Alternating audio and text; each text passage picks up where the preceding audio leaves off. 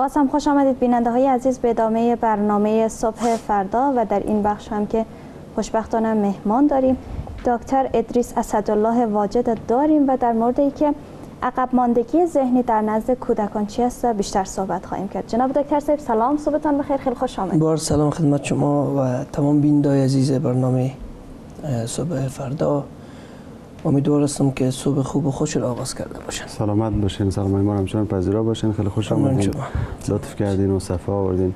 موضوعی که خیلی مهم است دکتر صاحب، امروز خواستیم با شما این موضوع را بحث و گفتگو بکنیم در ارتباط به عقب ماندگی یا کمتوانی ذهنی و بیشتر موضوعات را میپردازیم تاثیراتش روی اطفال. میشه که در ابتدا روی موضوع عقب ماندگی یا کمتوانی ذهنی صحبت بکنیم که این چی هست؟ به نام یاد خدا. منتال ریتاردیشن یا عقب ماندگی ذهنی که برش کمتوانی ذهنی میگن امروز یا intellectual disability، که بیشتر در افراد زیر سن 18 سال یا در مجموع دیده میشه. یک حالت است که فرد از بهره هوشی کمتر یا پایینتر برخوردار است و در فعالیت ها و اعمال که امثالش به وجه حسن و درست میتونن انجام بده اینا ناتوان هستند. به این حالت میگن در کودک یا در فرد که عقب ماندگی ذهنی داره.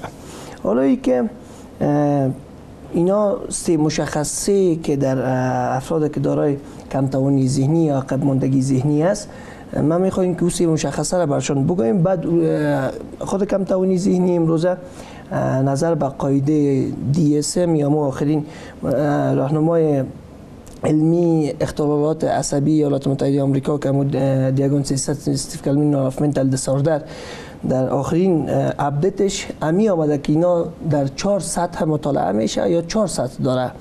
عقب ماندگی ذهنی که سطح خفیف است، متوسط است، شدید است و عمیق است. خب ما مشخصه اول باید بگوییم که در افراد که کمتوانی ذهنی یا عقب ماندگی ذهنی دارن، اینا اولا که زیر سن 18 سال است، یعنی بالای 18 سال نیست، پایینتر از سن 18 سال و در بعد از اینکه طفل به دنیا میاد از اون زمان تا صنف اول دوم سوم مکتبش ممکن در این زمانا این رویت شوه و معلوم شوه که فرد توان ذهنیش کم است. فاکتور دوم IQ یا بهره هوشی است، یعنی اینا ضریب هوشی یا بهره هوشیشان پایینتر از 75 است. شما میدونید که IQ یا بهره هوشی یک انسان نرمال امروزه بین 100 تا 115 است و کسایی که بهره هوشی و ضریب هوشی زیر 75 داره اینا مشمول یا 80 تا 75 پایینتر که بعداً اشخاص که دارای کمتوانی ذهنی عمیق است اینا تا ضریب هوشیان تا 30 و 35 و 50 دسته‌بندی شده. بهره هوشیشان است. و سوم هم اینا در رفتارهای انطباقی و سازگار شدن خودشان و بدنشان و زندگیشان، البته با محیط پیرامون و ماحولشان اینا ناسازگار هستند و در سازش و سازگاری با می رفتارهای انطباقی، مثلا ای که روزانه یک فرد میخیزه نرمال صبحانه از خواب که میخیزه و حمام میکنه یا وضو میکنه، نماز خود میخونه، غذای خود میخوره، اینا نمیتونن با مو خود سازگار کنند که رفتارهای انطباقی میگن. این در مجموع عقب ماندگی ذهنی بود. دیگه مطابق با سوال شما که گفتین که عقب ماندگی ذهنی در کودکان یا در بزرگسالان، بیشتر در کودکان رخ میده که لال عواملش میشه بگوییم که چندین عامل داره. اولا عوامل قبل از پیدایش داره، قبل از تولد، عوامل که در جریان بارداری هم ملاحظه میشه و بعد از تولد که عوامل محیطی او را میگن.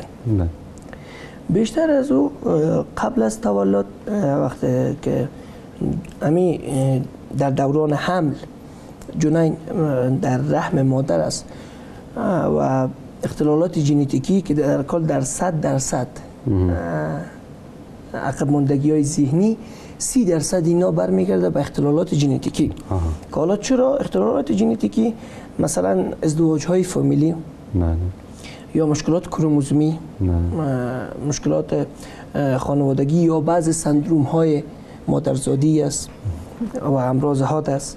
اینا به عمل ژنتیکیش گفته میشه و در ضمن از او در دوران حمل ممکن که ضربات به جنین میخوره یا عفونت های داخل رحمی، مثلا امراض خطرناک مثل توکسیپلازموز یا سیاه شدن نوزاد. تمام اینا در کمتوانی ذهنی نقش داره، رول داره و ممکن که تاثیر بکنه بالای هوش و توانایی هوشی امی جنین.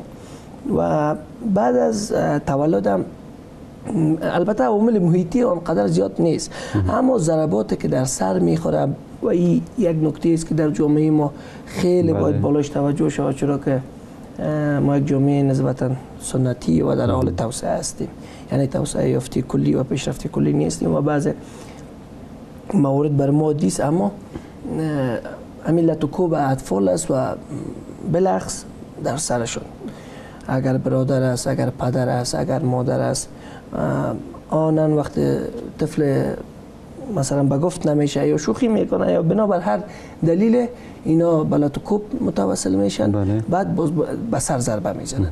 این ما بیشتر در 90% خانواده های افغانی دیدیم که اینا طفلا را مثلا گزلک میکنن، یک طرف از این طرف اون طرف میندازن، سرشان ضربه میخوره. اینا و آنن قدر رویت نمیشه، ولی در مخصوصا طفلک های 3 4 5 ساله تا 10 ساله را اینا به سرشان ضربه بخوره، قطعا که در آینده برشان مشکلات را پیش میکنه. بله دکتر صاحب، حالا بعضی از خانواده ها را که دیدیم مثلا زمانی که کودکشان را به مکتب میفرستن و هیچ معلوماتی در مورد عقب ماندگی ذهنی ندارن، حالا این خانواده ها از کجا بفهمند که کودکشان دچار عقب ماندگی ذهنی هستند و ای که آیا علائم مشخصی وجود داره؟ خب وقتی طفل به مکتب میره، ما برش اصطلاحات بسیار زیاد در جامعه داریم به نام کودن، کند ذهن، بعض مواقع دیوانه و بسیار این مسائل خطاب میشه برای طفلک هایی که یک خورده ضعیفتر هستند در یادگیری.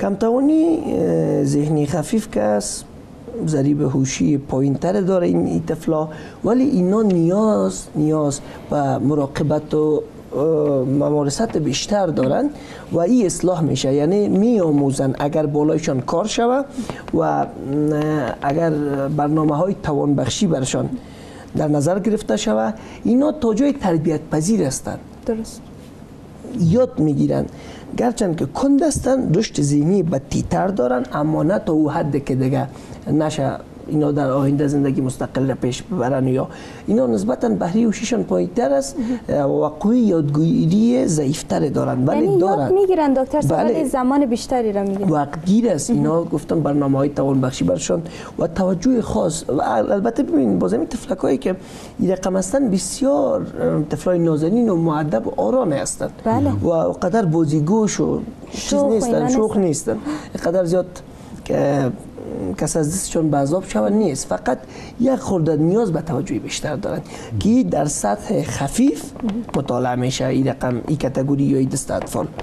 و اگر شما سوال دیگه ندارین ما به سطح متوسطش برم. بله، یک سوال اینجاست که در مورد شوکه شدن و یا ترسیدن بیش از حد آیا میتونه نقش داشته باشه در بله، بعضی عملات حاد عصبی بالای روان طفل، بعضی بیماری ها مثلا نظیر مننجیت، سر.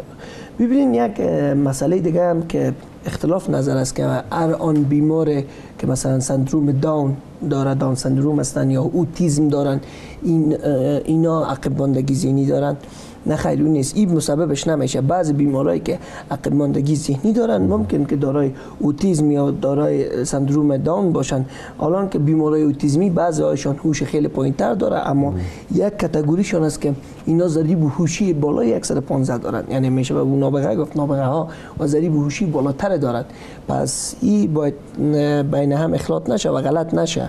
و گفتیم که شوکه شدن، ترسیدن، عملات حاد عصبی در سنین طفولیت، خاطرات بعد یا یک واقعی بسیار تلخ، بله سر روان طفل هم خیلی تاثیرات مخرب داره و ممکن در آینده ها بالای هوش حواسش هم تاثیر بکنه. بله دکتر صاحب، حالا یک صحبتی رو که باید اینجا هم داشته باشیم در مورد از این هست که حالا رفتار خانواده ها با این کودکان چگونه باشه. اینکه مثلا کودکشون دچار عقب ماندگی ذهنی هستن، خب بعضی وقتا ما خانواده رو شاهد هستیم که مثلا فرصت صحبت کردن برای از کودکشون نمیتن. حالا رفتار خانواده در این زمینه باید چگونه باشه؟ ببینید، من بیشترم یادآور شدم که ما متاسفانه در یک جامعه هستیم که رشد سریع نداشتیم و در حال توسعه هستیم. از جهات مختلف، از ابعاد مختلف ما ناقص هستیم، کمبودهای خیلی زیاده داریم. ما اولتر از همه که اگر شما مثلا در کشور دیگه یا در مملکت دیگه بخواید ازدواج بکنین، یک سمپل گیری از شما میشه، مثلا خون شما گرفته میشه، دین شما تست میشه، چی از خود باشین چی بیگانه. بزرگترین مشکل امی ازدواج های درون فامیلی و خانوادگی بدون در نظر گرفتن چنین مسائل است. گفتم که 30% از عقب ماندگی های ذهنی برمیگرده به عوامل ژنتیکی و ارثی، مثلا سابقه‌ای که کسی در خانواده پدر یا مادر از این فرد اختلال یا عقب ماندگی داشته قطعا رول داره. این را باید در نظر داشته باشین. و ما به سوال شما هم پاسخ میتونم، ولی می سطح متوسط، شدید و عمیق هم توضیح میتونم.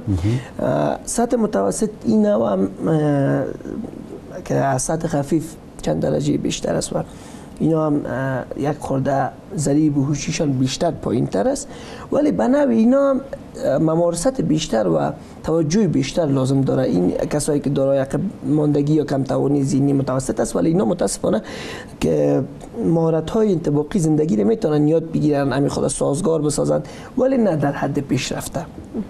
یعنی یاد میگیرم. بله، اینا گفتم البته این دو سطح که است، بیشتر افراد و اطفال هستند که در جامعه هستند، درس میتونن بخونن، ولی نه بیشتر، و توانایی ارتباط برقرار کردن با دیگران دارن، حواس پنجگانی درست دارن، ادراکشان درست است، خوب است.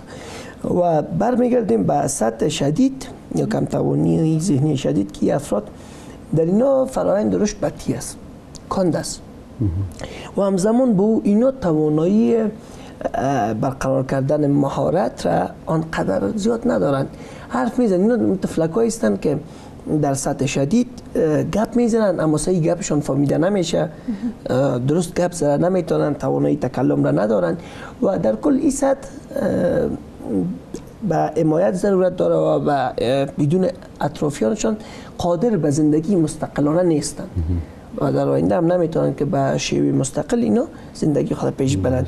و اما کاتگوری آخر که سطح عمیق است، اینا کسایی هستند که اولا که سندروم های مادرزاد با خود دارن یا مشکلات مادرزادی دارن، همزمان با اینا به هیچ صورت مستقل و تنهایی قادر به زندگی نیستند و بر تمام امورات زندگی نیاز به کمک بیرونی دارن، نیاز به کمک اطرافیانشان دارن و اینا قطعی و به کلی قادر بر ارتباط برقرار کردن نیستن. حرف ما را اونا نمیفهمن، ما حرف اونا را نمیفهمیم، حتی قادر بر حرف زدن نیستن. با اشاره و حرکات اینا در کل میخواین تفهیم بکنن. و یک وضعیت است که این سطح عمیق میگه و از ضریب هوشی پایینتر از 35 داره سطح عمیق. و این که گفتین سوال شما بود که رفتار شود.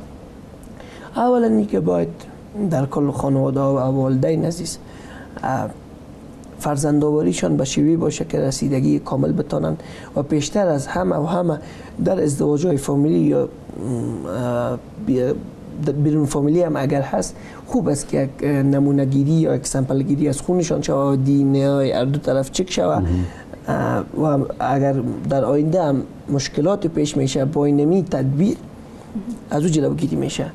گپ دیگه ای است که در رفتارشان با طفل چند نکته را باید در نظر داشته باشن که با تنبیه و با لطکوب و با توبیخ بیش از حد اینا بر راه نمیشن. یا اگه بگویم که بعض والدین است که میگه سر یک چیزه می قبولانم یا یاد میتام، این به اون رقم نمیشه. چرا که بعض از این طفلا باز ما یک اصطلاح داریم در زبان خود که بهش میگیم شق یا لجباز، اینا فوق العاده لجباز هم هستن و تا ای که مطابق نیاز و مطابق میلشان یک کار انجام نشه بالایشان قبولاندنش خیلی دشوار است و به نظر من شخصا اینا تعوین و تحقیر نشن در جلوی همسن همسالایشان. لط و کوب نشن. در تغذیهشان باید توجه شود، تغذیه مناسب داشته باشن.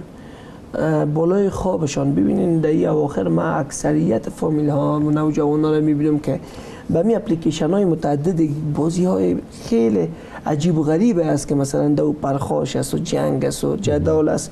اینا قطعا سر هوش فرزندایتان خانواده به نام ای که طفل مصروف میشه، به نام ای که طفل آرام میشه. در دست از یک آله الکترونیک مثلا تبلت میته، تلفن میته، گوشی میته، او را صبح تا شام از بام تا شام در پیش تلویزیون شیشتگی هستند و برنامه ها را سعی میکنن فاصله شان رعایت نمیکنن با تلویزیون. تمام اینا سر هم روانشان و هم سر هوش طفل تاثیر میکنه، سر میزان پرخاشگریش تاثیر میکنه. این هم راه حل نیست که بعض فامیلا نه او را که بگویم نزنین یا او را بدل خود الا کنین. نه، راه بسیار معقول و خوب داره که میشه برای اینا تقسیم اوقات جور بکنن. درست برنامه های توانبخشی و اینا را خودشون کارش برشون نکنه، حمایت کنه و به شکل یک حامی عمل کنه و به شکل یک کمک کننده، یک دستگیر و بعدشان کلاس های یا صنف های در نزد روانشناس برگزار کنن. ان شاء الله حتما بهبود پیدا میکنه. بسیار عالی، خیلی خوب. دکتر صاحب، عقب ماندگی ذهنی یا کمتوانی ذهنی در چه سطح باشه قابل تداوی هست؟ این خود درمان قطعی نداره. یک نکته تا امروز روز از لحاظ ژنتیکی هم بالاش کار شده رایست. در تو که بگوییم کدام داروی خاصه داره یا درمان خاصه داره نداره. اونایی که در سطوح عمیق و شدید هستند اینا نیاز به مراقبت دارن و نیاز به کنترل دارن و اونایشان که سندروم های یاد مادرزادی و مشکلات مادرزادی دارن اینا جدا از این دارو مصرف میکنن. مثلا بعضیشان قلبشان مشکل داره، بیناییشان، شنواییشان، تمامشان اینا کنترل میشه، اونا با واسطه ادویه نگهداری میشه.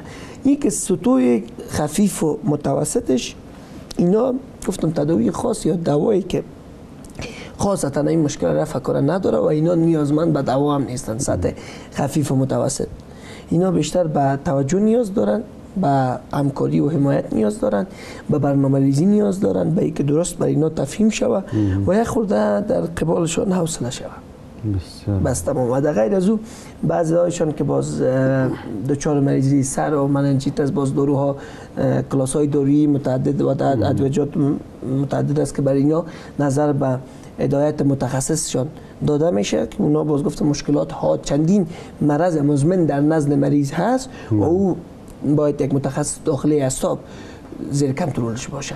اونا در سطح شدید و عمیق هستند. درست. در این راستا گفتنی شما برای خانواده ها، برای معلمینی که اینا را درس میتن در مکتب یا کودکستان ها، گفتنی شما چی است؟ برای اونا راهنمایی شما چی است؟ پیش روانشناس مراجعه بکنن، بیشتر مشوره بگیرن یا اینکه راه دیگه شما پیشنهاد میکنید؟ ببینین هر معلم قبل از اینکه مثلا عملی داخل شوه و وارد کار شوه کردیت های روانشناسی میخونه، درست پیداگوژی میخونه، جامعه شناسی میخونه و والدین هم اگر اونایی که دسترسی ندارن به اطلاعات، دسترسی ندارن به تعلیم و تحصیل و سواد، حداقل امروزه در این رسانه ها خیلی به این موضوع پرداخته میشه و در موردش اطلاع دهی میشه و در موردش توجه صورت گرفته میتونن که اینا معلومات خود کامل بکنن از این طریق یک.